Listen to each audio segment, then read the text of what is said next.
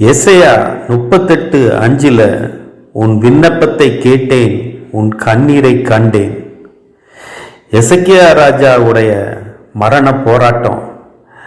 இந்த சூழ்நிலையில எசேக்கியா ராஜா கர்த்தரை நோக்கி அழுது கண்ணீரோடு விண்ணப்பம் செலுத்துறாரு.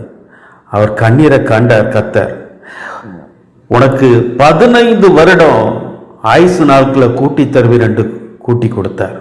இந்த செய்தியை கேட்டுக்கொண்டிருக்கின்ற தேவ ஜனமே, உன் ஜெபம் ஒரு நாள் வீண் போகாது, உன் விண்ணப்பம் ஒரு நாள் வீண் போகாது, உன் கண்ணீர் ஒரு நாள் வீண் போகாது.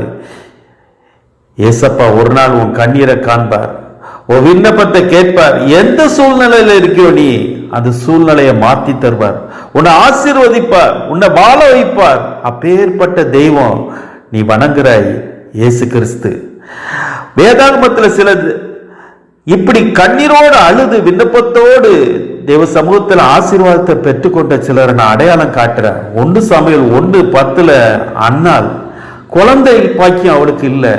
அவ தேவாலயத்துல போய் மனக்கசந்து அழுகிறா, ஒரு விண்ணப்பம் பண்ணி கதறா.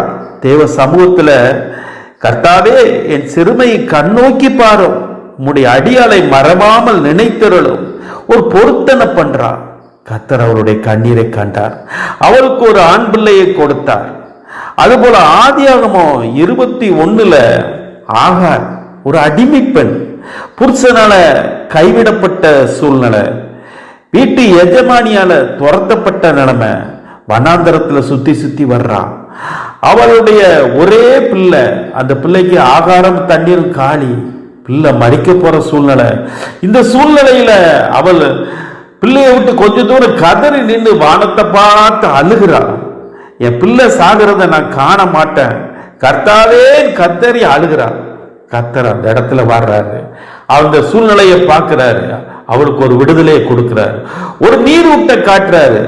நீரூட்டை காட்டி பிள்ளையும் அவளையும் ஆசீர்வதித்து உன்னை பெரிய ஜாதியாக்குவேன்னு சொல்லி அவளை ஆசீர்வதித்தாரு. கண்ணீரால சாதிச்சவங்க, விண்ணப்பத்தால சாதிச்சவங்க ஏகப்பட்டவர் உண்டு. இன்று நீ ஜெபிக்கிற ஜெபம் வீண் போகாது, உன் கண்ணீர் ஒரு நாள் வீண் போகாது. உன் சூழ்நிலை மாறும், இயேசு உனக்கு அற்புதம் செய்வார், உன் சூழ்நிலையை மாற்றுவார், உன்னை வாழ வைப்பார். ஆமென், ஹல்லேலூயா.